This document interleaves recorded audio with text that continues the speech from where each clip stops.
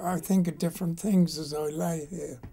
For instance, during the war, during the First World War, I remember very distinctly a Zeppelin going over, and I was living in Ipswich at the time, and I remember that the Zeppelin was ablaze at the back, had been shot. Really? And I remember that going along that night over the skies.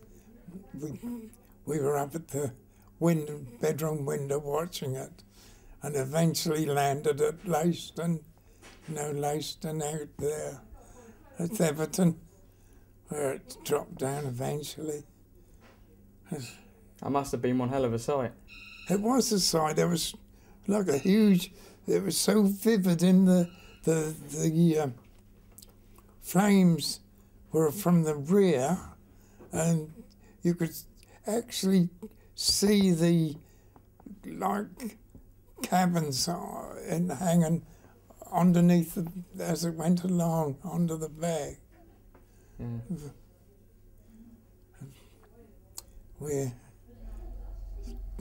different little things. I lay here and I can't shift and think how the world has changed. This Felixstowe used to be a beautiful place, and well, of course, it's modern times.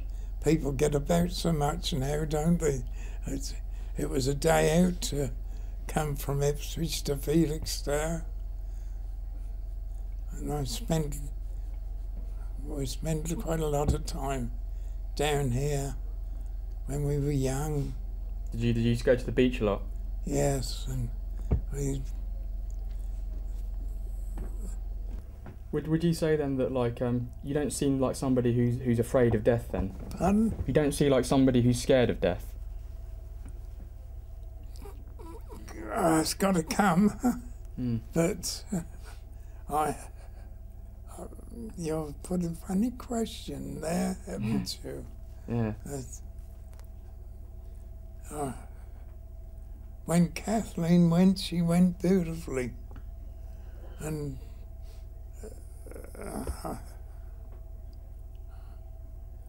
No, you got a Rolls Royce out there. A Rolls Royce? Yeah. Yeah? Because I'll go for lift. So I know I can't have one now, can't I? Oh dear, oh dear. You'll think I'm a rummin. Besides, that'll soon be time for me to go for my lunch. I don't like being late. I like being there. Yeah. I know, good job I ain't got a cooker, because I don't bother with cooking. No. Cooking is a pain. I find that myself. Yeah, well, and the things that they show on this here television, I don't know what they're on about. That's too much double Dutch to me. No, fish and chips, but no, I don't eat chips. No, at any rate. Well, I can't think of anything else. Yeah. I used to be able to sing once upon a time. Really? Yes. Well, tell us a bit about that. But this was in church activities, and we had a choir. Not anything posh or anything, because we weren't a rich church, far from it. And is there somebody coming in? No, I'll leave you. You ain't disturbing anybody. Come in, look. When you boys, when you finish, just come and let us know and I'll bring her through. Oh, okay, all right. Yeah? We'll be done shortly, thanks, yeah. What did she say? I didn't Well, she quite- just said when we're finished, come and get her and she'll take you through. Yeah, well, we don't have the lunch till 12:15, but I'm on edge when I want to get going. Yeah. Well, if you want, do you want to go for lunch now? Pardon? Would you like to go for lunch now? No, I should be told I'm too early. Oh. Is that what happens? Is it you get sent back? See, my wheelchair is over there. I have to get that ready for me. But yeah, you were saying about you used to sing for the choir. Oh, we used to have a raised part, not high plate. We used to have our seats when we filed in from the vestries at the back, and that was just, we had our hymns, and the parson used to have a sprout, you know. I should talk more respectfully, hadn't I better?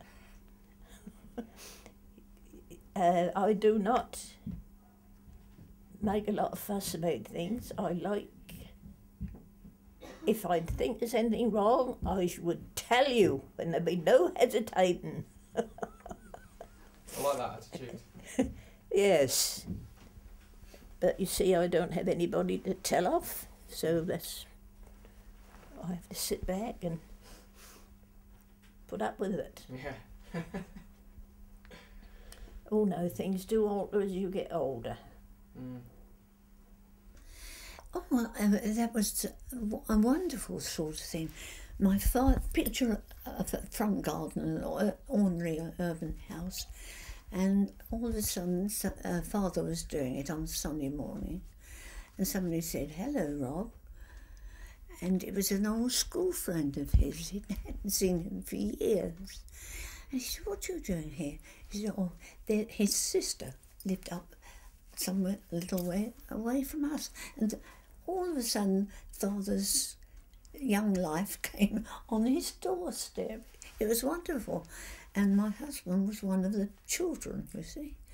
He was only 16 then. They're lovely. And we've been together ever since.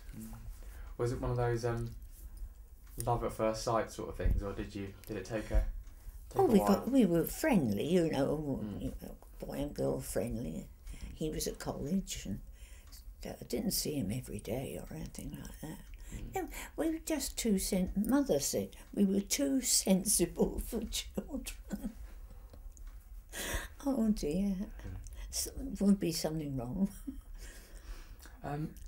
When your husband died, could you describe the circumstances around how that happened? No, because it was cancer, and I was prepared a long time for the end, really. It just came in. Of course, you're broken-hearted, but you had to accept it. He wasn't in pain.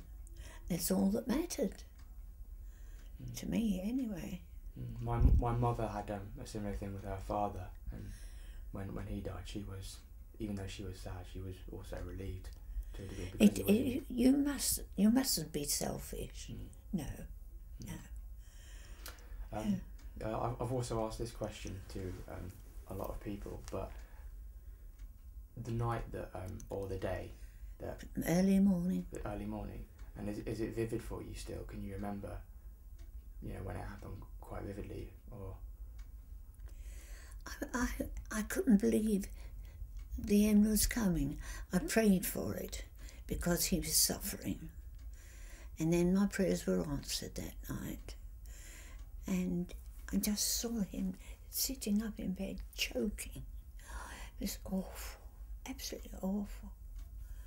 And I couldn't get to the phone because I couldn't leave him. Had a terrible hemorrhage, terrible throat hemorrhage. It was the back of the lung, and it didn't show on x-rays. And that's how it all happened. He just lost every sort of will to move. He was so tired. It's a terrible, terrible thing. He'd been poorly for years, but there we are. Did the illness change him at all? No. No, he stayed the same. Just stayed the same.